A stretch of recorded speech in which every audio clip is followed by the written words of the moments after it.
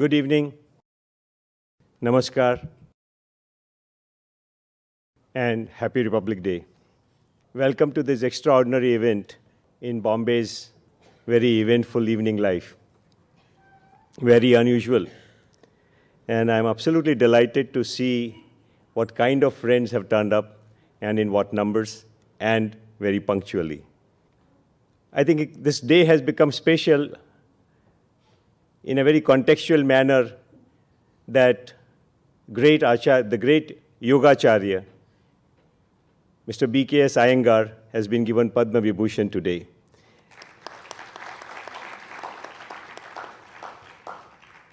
When I got free from my day-to-day activity a year ago, I knew what I was going to do with my time, which was really to pursue greater understanding and spread of our great heritage because it had benefited me immensely. But my whole task became greatly facilitated when I came across the works of Dr. Malhotra. And why that someone like him and me are pursuing this with passion. And I want to tell you something which probably most of us haven't realized. How different is the tradition of knowledge in India? I know this anecdote, or maybe this historical fact, and there may be others in more hoary past, that when Gautama the Buddha, near Varanasi, he gave his first Dhamma talk. In Pali language, they call it Dhamma. And he asked his pupils to go in all different directions. He told them, why are you to go? And he set a code for them. And that code was, you go, spread yourself and spread your teaching or spread your knowledge only if it is going to meet three criteria. And they were Bahujana Hitai, Bahujana Sukhai, Lokanukampai. Now, this is extremely significant. That over the years, particularly in the West, all knowledge is used for exploitation. There is something like copyright. We never heard of Valmiki or any of their great sages having anything like copyright. So it's such a profound thing. And how the West has behaved and how the East has behaved becomes very evident if you just think more about this aspect. So, sir, it's a great privilege for us to have you amongst us. A bright boy wanting to secure a career, went to St. Stephen's, he's a Delhi boy, went to St. Stephen's, studied physics, looking for some security, a good career, maybe a dream somewhere, decided to migrate to the US, went to North Carolina University, saw the advent of IT, shifted to Syracuse to computer science, by and by developed a successful enterprise in IT and media. It's a story that probably resonates and we are familiar with. But then began the unfamiliar part, that at a young age of 44, he thought enough was enough. No more pursuit of the pot of gold. And let me pay attention to the greater gold, Indian heritage. So he established in 1994 a foundation called the Infinity Foundation, which has been doing very imaginative work. Amongst the various things they have done is, they have given grants, and it's a foundation that has been created by, is not a billionaire businessman, but within his resources created grants for conducting research, creating positions for visiting professors, correcting curricula at several universities in the US, and very prominent ones like Harvard, Columbia, etc. Then on the stage have Mr. Ramji Om, that's how he likes to call himself, and he is half of the team that created this extraordinary film that you will see. And how selfless. These are very unlikely people to have made a movie. He works for the government, and Dr. Deepika Kothari, she is a physicist. She is amongst the most qualified material scientists in our country, having contributed to defense projects and so on. But the team, sheerly inspired by the heritage of yoga created this extraordinary film.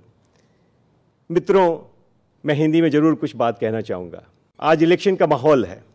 इतिहास में जाके देखेंगे तो चाहे वो बुद्ध थे, चाहे कृष्ण थे, चाहे महावीर थे, चाहे जीसस थे, उनकी भाषा में, लोगों की भाषा में जब तक आप बात नहीं कहते उन्हें बात समझ में नहीं आती। तो you need that language also and you need that metaphor also, because the reality is that metaphor precedes the message. Metaphor ही समझ में नहीं आए तो message समझ में नहीं आता। Dr. Malhotra's contribution to the Indian heritage is extraordinary because of this reason, कि क्योंकि वे पश्चिम में बड़े हुए और बड़े समर्पित थे, तो how he has used solid research, the intellectual rigor of the West, to engage with the scholars of the West, and more painfully, a lot of Indian scholars who blindly have towed the line of the West, and how systematically so many of them have not only plagiarized our knowledge, have sought to pervert our knowledge. So I think the two events together, I think are trailblazing event in some manner, that with this kind of audience, if we all engage in understanding our heritage, reviving it and spreading it, it'll be absolutely wonderful. Ladies and gentlemen, may I honor you, sir, with a shawl.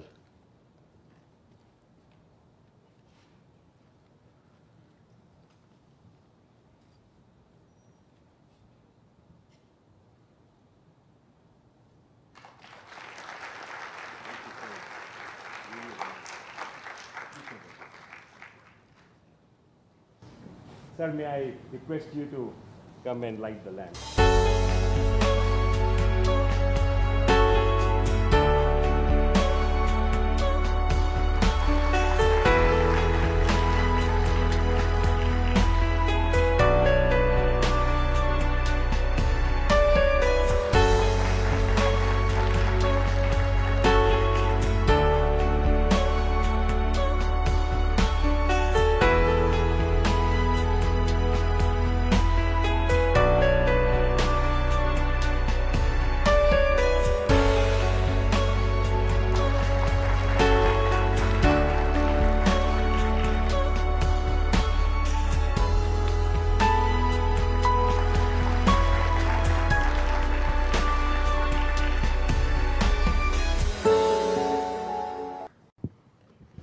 Namaskar, and Vallabhji and Dr. Kothari, Ramji, friends, it's indeed an honor to be invited here for this very important event. For an important event for many reasons.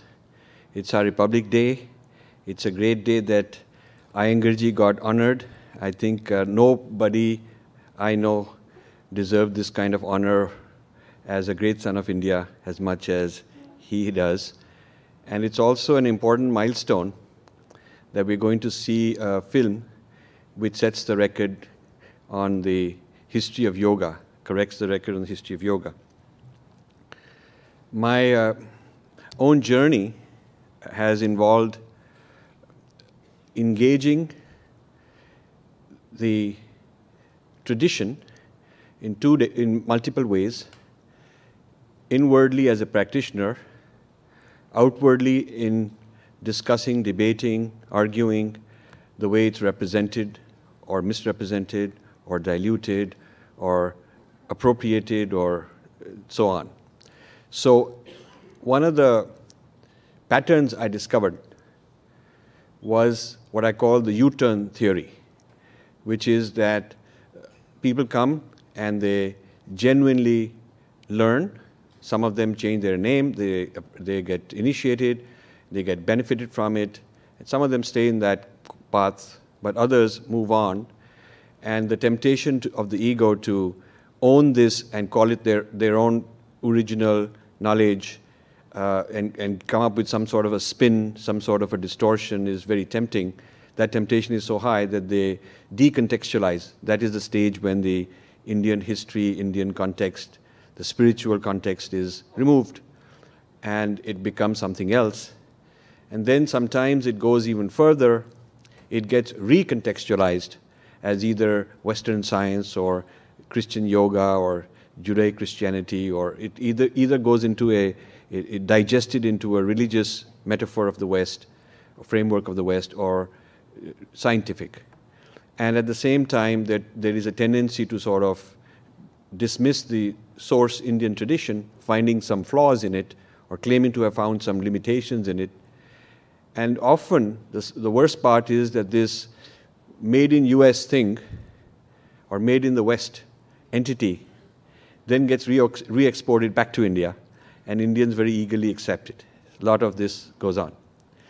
In 2000, just before IIT Kharagpur was celebrating its 50th anniversary, my foundation received a grant request from IIT Kharagpur that we should sponsor some of their conferences.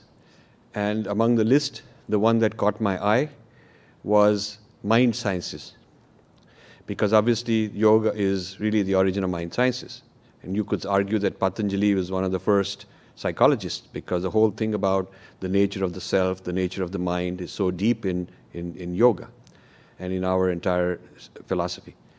So I asked them for more details, and I found, not surprisingly, that there was not a single talk in that two-day conference, not a single talk in their list concerning Indian approaches to mind and psychology. So I wrote to them that I'm willing to sponsor, but I would like one condition, that there should be at least one panel which talks about India's contributions to science, to the mind sciences. I got a very interesting reply, which I still keep on file. Reply was, we are scientists, we are not chauvinists, we're not saffron, we believe in truth, it has to be valid, like this. So I thought, ye kya baat hai? What is this? So I went to a few of my Western friends, whose leg I've been pulling their legs, listen, you guys have got so much out of the mother culture, you should pay back. And they would always feel kind of, okay, we'll do it one day. So I called them and said, now is your chance. I want you to go to this conference if I organize a panel. And I want you to discuss how you learned from India, who your guru was, who initiated you, how you practiced for so many decades, what benefit it has done for you, and how you are teaching it in the West, and what is its value to society in the West. And I want you to use the original Sanskrit words. I don't want you to dilute or camouflage any of the Indian stuff by using new fancy words. And this is your payback. You owe us back this, at least this much. One was Robert Thurman, head of Tibetan Buddhism at Columbia University, a very dear friend of mine. He accepted. Another was at Cambridge, who had written the translated Patanjali Yoga Sutra. Another had done Kundalini Yoga. Another was an expert in Sri Aurobindo, like that. I collected these people. They had tremendous biographies. I sent it back to IIT Kharagpur and said that this is the Indian Mind Sciences panel I'm proposing. Now, since these were all Western people, they quickly accepted it. Because, you know, sharam nahi aayi, theek hai, unhone keh diya to theek hi hoga. Maybe it's okay now that they are saying it. So they went, and they got standing ovations. Every one of that panel was a big hit. Because when our people, so subdued with this slavish mentality, when they heard that these guys are praising it, they said, wow, this is good. So I encouraged them to accept invitations wherever they were invited, and we would sponsor them. And for a few years, we had a team presenting on Indian models of psychology and mind. We had these big conferences in Kerala, we had in Chennai, we had in Pondicherry. And the big event was when we finally got into Delhi, because they said, this is the bastion, this is the fortress we have to get in. It's so anti and so secularized and so concerned with our heritage that this is the final one. So we took that over also. And a movement started which has over 200 Indian academics in psychology who call themselves teachers of Indian psychology, and they meet once a year. In fact, my next book, which is being launched in various places, the Delhi launch, there are two launches. The afternoon launch is by Arun Shourie in Delhi. The morning launch is the Psychology Department of Delhi University. They're launching that book. So we've created a whole new discipline called Indian Models of Psychology, just constantly pushing this idea further, on and on. So there are huge opportunities to change our own people's thinking, which has been very closed. And this is an example of a humble effort we have done. Another thing we've done is in University of Massachusetts in Dartmouth. We've started a project called the SALT model of learning. SALT stands for Super Accelerated Learning Technique. Now, if you search under accelerated learning, you will find a lot of people teaching a kind of system of learning in the US, in particular Europe, called accelerated learning. They teach you math fast and they teach you languages quick, and a lot of people send their kids to become very smart using this accelerated learning. If you look beneath the history, the teachers and the educators claim their allegiance to Lozanov. He was a European who they say created these ideas of accelerated learning. But if you read Lozanov's own works, it's a very interesting story. In the 1950s, CIA had a project to see if there is something in yoga which can give extraordinary powers. Because if you could get extraordinary yogic powers, you could see where some missile is hiding, or you could have some kind of a military application of some extraordinary powers, siddhis. So they were doing research on it. And this is well documented that they were trying to do these research. So Soviet Union also started something similar. And they sent this man, he was a neuroscientist in the Soviet bloc. They sent him to India to find out if yogis have any extraordinary powers. And he came back and said that the one power he found is that they have extraordinary memory. Some of them can recite tens of thousands of verses without any notes. They can just keep chanting tens of thousands of verses very impeccably, and they teach it from childhood. So he was sent to figure out how that's possible, because as a neuroscientist, he didn't have a theory on how so much memory is possible, human memory. It was beyond the human memory capacity as understood at the time. So he came and he did a lot of recordings. His books are very interesting. He did a lot of recordings of yogis and people who are chanting and all of that stuff. And he found that there were certain systems of learning that one of the key criteria that made this possible is the use of multiple senses. So they're singing, there is a certain intonation, there's a certain rhythm in which they are chanting as they're learning. And so when I was young, I used to see in some traditional schools, they used to sing the mathematics tables, the multiplication tables, they used to sing, 3 times 2 is 6, like that, they used to sing. Now, I didn't know why it's so.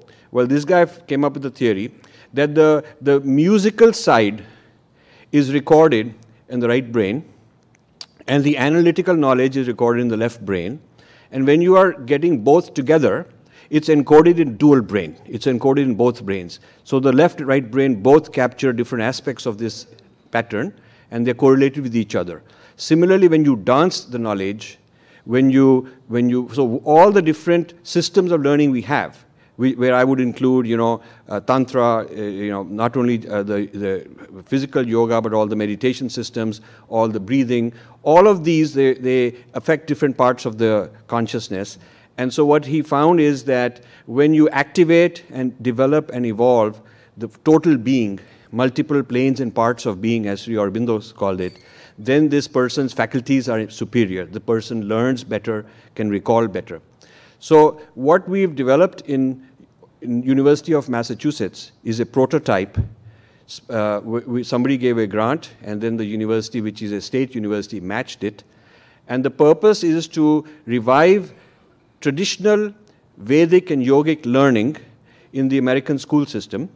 And what they are able to prove, this is a very interesting part, what they're able to prove is that the normal K through 12, which people require 12 years to go through and pass the exam, school passing exam, our students are able to do it in 7 years. So in 7 years, we can do the learning that people normally do in 12 years. And these are not extraordinary students, they're just average students. So the use of yogic methods and related Indian methods is becoming very popular, is becoming quite widespread. There are many cognitive therapies. For instance, Vipassana has become mindfulness meditation, and from mindfulness meditation, which John Kabat-Zinn claims to have invented, which is not true, they have come up with many medical therapies. So there is something called DBT, dialectic behavior therapy, very popular among psychiatrists and so on. And that, when you look up, they will say it came from mindfulness meditation, but they won't go further and say where that came from. So these are, I'm looking at the applications to removing addiction, various cardiac functions, pulmonary functions. So not just mind and psychology, but the whole physiology and the creativity, the idea of bliss and satisfaction without consumerism. That's another, that people who are advanced practitioners of yoga, they seem to be content. You know, they have not that much need, and they have a huge bandwidth of tolerance and acceptance of things, and also reduction of violence among people who tend to be violent. So the applications are very practical. And this is a very Indian thing. It's as Indian a thing as one can have. So I've been looking at how yoga has gone. It's sort of, in the 60s and 70s, some of the major gurus who took the yoga, either they physically went there and established their camp in the West, particularly in the US, or like in the case of Iyengar, they stayed here, but their students were mainly Westerners who got certified and went there and so on. I've seen the pattern of how the practitioners have tended to gradually decouple and disassociate themselves from the source and come up with new formations, new patterns, new terminologies, and now a new history. So there are books on the history of yoga which are very popular in the West, and I'm very glad this this documentary will topple that. These books are claiming that yoga came into India from through the YMCA program, according to one of these. And B.K.S. Iyengar's own guru had an inferiority complex that Indians are weak in front of the British. This is an effect of 1857 and so on. And so he wanted to appropriate some of these exercises from the gym exercises, but he wanted to give it an Indian name so that Indians would not feel that, they would also feel pride that they're doing their own thing. So he came up with this idea that we'll call it yoga. And so these books you may think are quackery, and they are, but they're getting awards. They are, some of the people in India are giving awards to these books, because it's quite interesting that people in India are giving awards to scholars who promote these sort of ideas. Now, I just want to say a little bit to position yoga so that people don't think it's only about me personally, one person individually, selfish, and not about society. There is this conception that the yogi is sort of believes that the world is an illusion, and he is not socially responsible, he's not concerned about the well-being of other people. And so a nation of yogis would be kind of dysfunctional. They would not be able to, progress.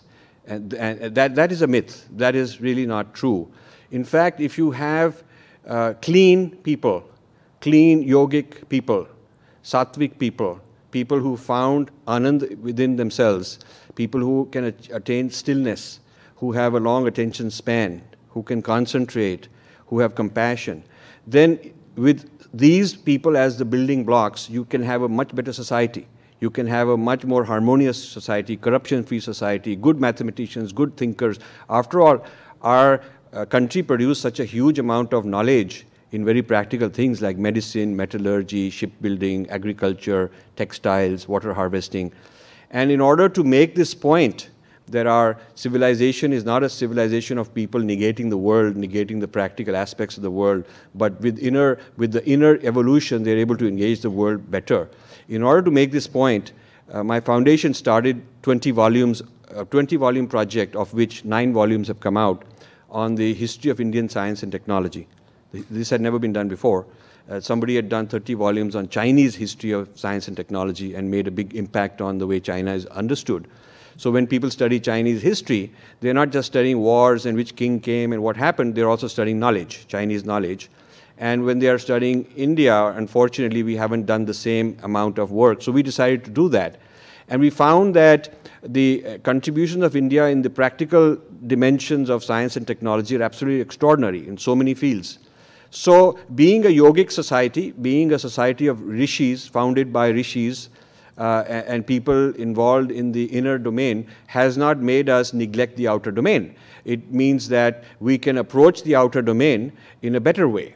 And in fact, you find students, in the US, they've done a lot of research on the effects of yoga, and they found that students' grades are better, athletes are better, artists can perform better. So the performance of regular practical duties is superior because the mind is calmer and you can function better.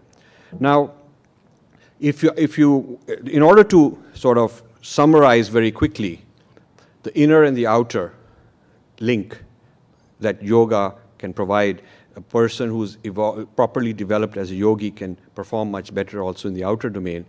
What I'd like to suggest is the use of, in language we have the use of first person, second person, and third person. First person refers to me talking about myself or what I do internally with myself, that is first person. So Rajiv just thinking about himself or what I want or don't want, my thoughts, that is first person speech. Second person is you. I talk to you, you talk to me. It could be one individual in the family, in the office, it could be a group, it could be my community, but the I, you is second person speech, second person relationship. And third person is when I'm referring to an object. I'm referring to the weather in Princeton, which is pretty bad these days, or I'm referring to food, or I'm referring to God, or I'm referring to something else, some object that is not me, I, you. So yoga starts as a first-person dimension, but it doesn't stop there. It starts as an inner journey. And the inner journey is intended to achieve a state of higher consciousness, a better human being, and then from this better human being engage the second person, which means that my relationships improve, my responsibility towards society improves. It is not that I run away from all this, it is not that I escape all this. As a true yogi, I re-engage the world. A good example is Buddha, after enlightenment, didn't just go and run in some cave. He spent, 40 years teaching. He's very concerned in teaching, helping people, compassion.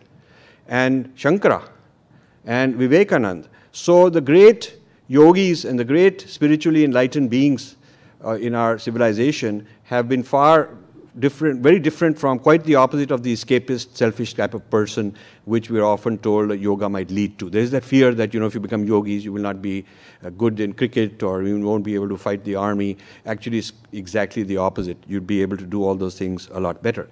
So the first person approach of the inner journey leads to a better second person journey in the outer realm. And the third person is looking after the environment, the ecosystem, the different things that are out there which are not necessarily second person relationship but are matters of responsibility. So this is an important shift in our approach and our relationship to yoga that we have to achieve. The other point I want to make is that yoga has many paths, many ways. The Patanjali Yoga Sutra is one of the most well-known, and that's a profound system. But there's also Shiva Sutra, which is different than the Patanjali Sutra. In fact, the popularly known transcendental meditation of Maharishi Mahesh Yogi is from the Shiva Sutras. There's also Tantra, which is a profound system. And during the British times, because it was so unacceptable in Christianity, the whole idea of the body is a fallen body, sinner, the body is sort of something wrong and unclean, is so deeply ingrained that a lot of our people sort of wanted to disown, almost like disown things of bodily nature, the spiritual processes that go through the body, which is what yoga is all about. So there were some casualties and we kind of sidelined some of these techniques, but they are now coming back. Osho brought back a lot of Tantra, which is, I think, a very important part of our tradition. Dance, we can dance. It's the only tradition in the world where you can dance your whole philosophy. Even if all the books were burnt and all the pandits were gone, the dancer can revive the tradition because the dancer has to understand all these little details. The musician has to understand. The Sanskrit chant has that encoding in it. So the different dimensions are very important to understand. There is, of course, the physical health dimension. That is one level you can start yoga. A lot of people want to start that because everybody needs health. It's proven. And this is why Baba Ramdev is so popular, because his entry point is health. And then, then the other systems of pran. Pran is not the same as breath. Breath is one part of pran, but pran is much bigger concept. It's a range of things. There's breath, there's attention, there's many things going on in pran. So pran is another method. Then mantra. Some systems have mantra. You introduce mantra, and mantra is not thought parade. It is not thinking. It is not contemplation. It is, in fact, the opposite, because it's a certain vibration which has the effect of calming the mind, reducing the thoughts, removing the thoughts, and the mantra remains, and then the mantra also fades away after a while, so that you have pure silence and heightened alertness. So there are systems like Vipassana, where you're witnessing without processing what you're witnessing. There are systems when you're not introducing any content in Vipassana. Then there are systems like mantra, where you are introducing the mantra. So these are very sophisticated, very scientific. A lot of research is being done. Sadly, not as much in our country. We should be validating, we should be figuring out what are the characteristics of these different types of yoga, different types of meditation, which one is good for what purpose, which one is good for different temperaments. We should be the world leaders. I proposed to a group of Indian-American successful professionals. 25 years ago, I used to give lectures all over, and I used to say that, people are starting gas stations, people are starting these convenience stores, motels. Why not start a franchise of yoga centers? And this would be an Indian thing. You'd make a lot of money. It's a good business because it's clean. You don't have inventory. You have a room, and there's a teacher who teaches. Students come, they pay around $15 per student for a class, and you have 30, 40, 50 students in a class. So in 1 hour, you make that much. And then you have 10 hours a day, many classes in a day. You can do the math. It's a decent business. And you can set up franchises all over the place. So even a little town like Princeton has several yoga centers, but not one of them is owned by Indians. So this has been a sad thing, that we've given up a very big resource which we discovered, which thankfully because of people like Iyengarji has still been preserved, but we have not fully taken over this thing in our hands. China, a few years ago, announced that they had studied various systems of health and mind management to see what would be good for a standardization in the school system. And they came up with a report that China must introduce yoga in the school systems, and they need 500,000 teachers. So they put out not a tender, but some kind of a thing that said, okay, now we're welcoming anybody to come and produce that much teachers. Not a single major Indian outfit has gone to do this on a large scale, certainly not 500,000. Most of the teacher training that entered China, guess from where it came from the US. So yoga, Americanized, exported to China. This is unfortunate, but this is what's happening. So I'm writing a series of books beyond the ones I already have, which are available, I'm told, downstairs or something. But I'm writing some new books on these areas of Indian contribution which have become obscure, which need to be brought out. 2 or 3 volumes on the Buddhist contributions to cognitive science and neuroscience. Several volumes on the different yoga systems, meditation systems for all sorts of benefits that people have been receiving. And I will leave you with the thought that India needs a narrative. It needs a narrative of unity. It needs, and this unity is, in my opinion, grounded in philosophical unity. yoga is at the very heart and at the very center of this philosophical unity. It's also a basis, a foundation for Indian soft power. We ought to understand that. As successful businessmen who transact in the world, you should know how to project your identity, who you are, in a very positive way. It's Indians who ought to be the experts in this area. And I would love it if the government would do something, but if the government doesn't do something about this, then maybe all of us have to come together.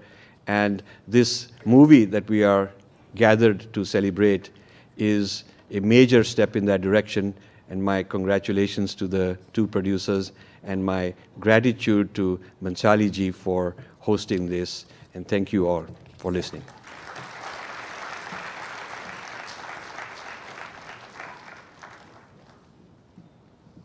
Thank you very much, sir. It's in a very few minutes, you've given us enough anecdotes to make us aware of the kind of damage that we have already suffered and we continue to suffer. We just have about 5 minutes. And so if you have questions, he is very happy taking them.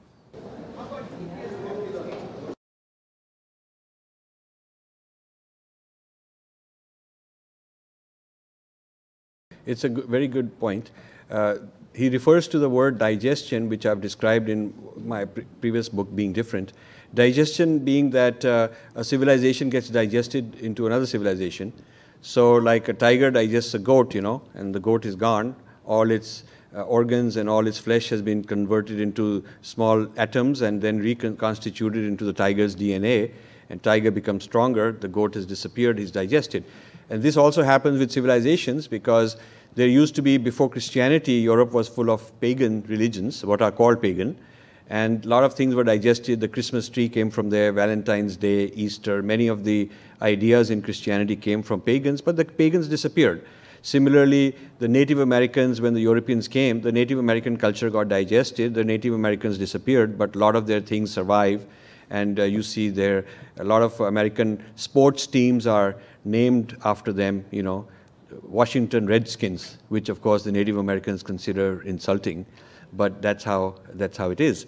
So the question I have been inquiring is whether our civilization is getting digested, whether yoga is just getting digested, it will become part of just regular mainstream stuff, and whether this will dilute and distort some aspects that are not digestible. So the problem with digestion is not that it is spreading, we want it to spread, but it is not spreading authentically. Certain things which don't fit the tiger, the certain parts of the goat that are not digestible are thrown out. So digestion is always imperfect and partial, and some parts are left out. So I have written a lot about what in yoga is not digestible in the West, because that would threaten them. There are certain philosophical premises, certain assumptions in yoga, which are like Tattvamasi is a very profound part of yoga. You are that, you are divine. You are not a fallen sinner, you are divine. And so am I, aham brahmasmi. So this kind of a thing is very difficult to properly digest without a confrontation with the Western paradigms. So therefore, when the digestion is done, so these sort of things that are troubling are left out. And hence when yoga becomes Christian yoga, why is it needed? It's not just a name change. Certain paradigms are changed. Because, for instance, we do Surya Namaskar. In Christian yoga, it's called sun salutation. You might think, what's wrong with that? Except the sun is not S-U-N, but S-O-N, Son of God. So it's salutation to the Son of God. So they have a picture of Jesus, sun salutation. So they have to shift it to a different paradigm, not just language, but also what the metaphysics implies. So what Rakesh is saying is that digestion is a problem for us, but what if we start digesting the others into our framework? That is, in fact, a good thing. And traditionally, civilizations have digested each other. Vedanta and Buddhism had a lot of cross-fertilization. Vedanta took a lot of ideas from Buddhism and Buddhism from Vedanta. And Hindu Tantra and Tibetan Buddhism, they interacted in this way. A lot of things have happened like that. But to be a digester of the other side, you first have to have a strong framework and a strong foundation on which you can assimilate. So if we are confused, we don't even know who we are, and we are not very secure in who we are not comfortable in our skin, so to speak, then a project to digest will really mean that we have become second-class Westerners. We have just basically adopted, rather than mapping it onto our framework, which requires understanding our framework. If we don't understand the framework, then we just sort of whole-scale adopted everything of theirs. This problem has happened already. This whole, actually we're speaking in English, Hindi में बात करनी चाहिए क्योंकि भाषा से ये होता है. There are so many categories of knowledge जो भाषा के साथ चले जाती है. There are certain words which are non-translatable.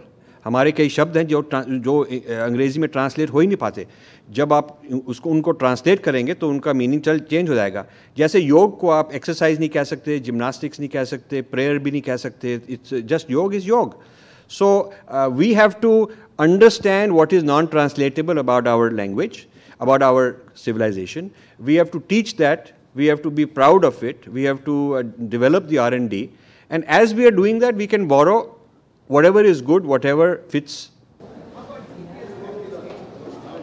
Now, this is very, very true. ये आपने जो कहा ये बहुत difficult समस्या है, गंभीर समस्या है, इसलिए क्योंकि opportunism है. You can just start, you overnight become a guru and set up shop and practice and teach. There is no validation, certification, legitimizing. There is no sort of quality control. पहले ज़माने में था that you had to work very hard to be accepted by a guru to be his student. Student was not that anybody can come. They were not marketing for numbers or for money, but a guru would accept only very few students. And so quality was very important rather than quantity. तो वो चला गया, तो अब it's become a numbers game. So in the numbers game, quality goes down, and so it's a very important point. How do you know which one to do? This is where we need our own research. It is not something that an average person in the public or a consumer can say X is good, Y is not good. We need good, competent research organizations where we consider this as an inner science. We have to, I call it Adhyatma Vidya. It is a science, and you need scientific laboratories, just like you have laboratories which test different things from pharmaceutical to see ये काम करता है नहीं करता है, कौन सा ठीक है, कौन सा नहीं ठीक है. So in the old days, there was this Purva Paksh system of validation through testing different ideas and debating them and so on. So there was this idea of inner science, Adhyatma Vidya, and enough critical mass of people practicing it so that there was a validation system. So अब वो नहीं रहा because of things we won't get into, all the historical destruction and whatnot which happened. We need to create that. We need to create institutions to do this sort of legitimizing. See, that's just a matter of choice. My latest book is called Indra's Net. It's not about Indira Gandhi. Somebody asked me कि कोई इंदिरा गांधी का network होगा. उसकी byline है defending Hinduism's philosophical unity. तो हमने वहाँ हिंदू शब्द यूज़ किया. दूसरी book before this, being different, I use the word dharma. So I'm very flexible, more interested कि idea आ जाए, जो भी for a given audience, जो भी उनको fit लगता है name, they can use it. Indra's Net, just while I'm at it, Indra's Net is Indrajal. ये अथर्व वेद में there is a statement on this is a very beautiful story. Atharva Veda में somebody asked, what is the cosmos? तो answer है कि the whole universe, everything that exists, is a huge net of jewels. Indra ने बनाए हैं, Indra has placed these jewels, infinitely many in all directions, jewels. And each jewel is reflecting all the other jewels. So each part of the universe contains all the other. Each electron contains the whole Brahmand, if you will. Every little ant contains the whole cosmos, if you will. So every jewel reflects all the other jewels, symbolizes that the universe is interconnected. The universe has intercontained, everything contains everything else. Nothing is separable. So this idea of Indra's net, Indrajal, got exported into Buddhism, Hua Yen Buddhism of China, which is considered to be the most advanced philosophical Buddhism in China, is called Hua Yen, H-U-A-Yen. And this idea of Indrajal is called Indrajal. It is not, and it is written in Sanskrit. The original Huayan Avatam Sak Sutra was written in Sanskrit and then translated into Chinese. So this then went to Zen in Japan, became Zen in Japan, also became Buddhism in South Korea and various places. So a lot of this East European Buddhism adopted a Vedic paradigm of Indra's net. And then Americans became Buddhists in last several decades. And the term Indra's net has become very common, popular for environmentalism, for holography as a paradigm for interconnectedness, chaos theory. You'll find books like Indra's net and chaos theory, Indra's net and quantum physics, is tarah se. So the reason I titled this new book, Indra's net, is to reclaim it and bring it back to the source and say that all these ideas can be linked back. Now, to Rakesh's point, this is an example of reverse digestion. क्योंकि मैं सारी holography, सारी quantum physics, सारी ecology, सारी chaos theory, I'm bringing it back into my ancestral foundation, and I'm saying कि आपने जो value added की, वो हम ले आएंगे. It's sort of like China leased Hong Kong to Britain for 99-year lease या कुछ ऐसे था, and then वो जो lease खत्म हो रही थी, तो China said we're taking it back. तो ब्रिटेन ने सेट कि इतनी हमने मैसिव बिल्डिंग्स बनाई हैं, बैंक्स हैं, बिलियंस ऑफ डॉलर्स के कैपिटल है, इंफ्रास्ट्रक्चर है, and China said when we take it back with all the value you added. So I am reverse digesting this U-turn project is to discover and identify what has been taken, how they've added value, what has been negative and distorted, wo nahi lenge, what is good they have done, which they also done, we'll take it back and enrich ourselves. So that is really what I'm trying to do.